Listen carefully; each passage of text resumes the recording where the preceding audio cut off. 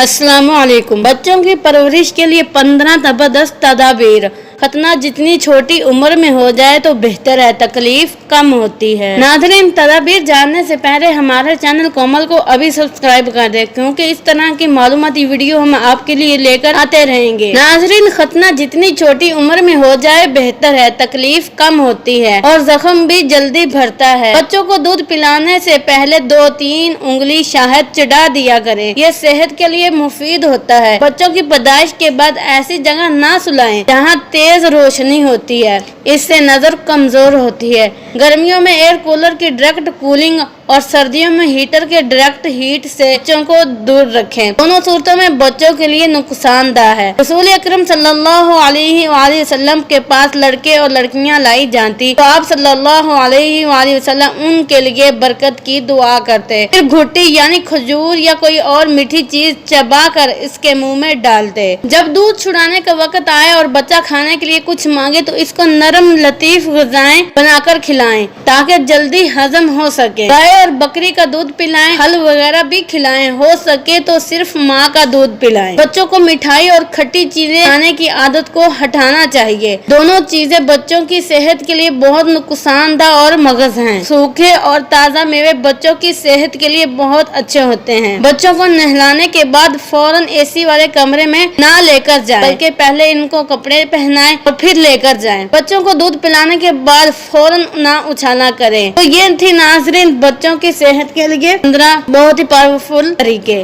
नाज़रीन, जाते हुए हमारे चैनल कोमल को जरूर सब्सक्राइब कर दें। अस्सलाम वालेकुम, अल्लाह हाफिज।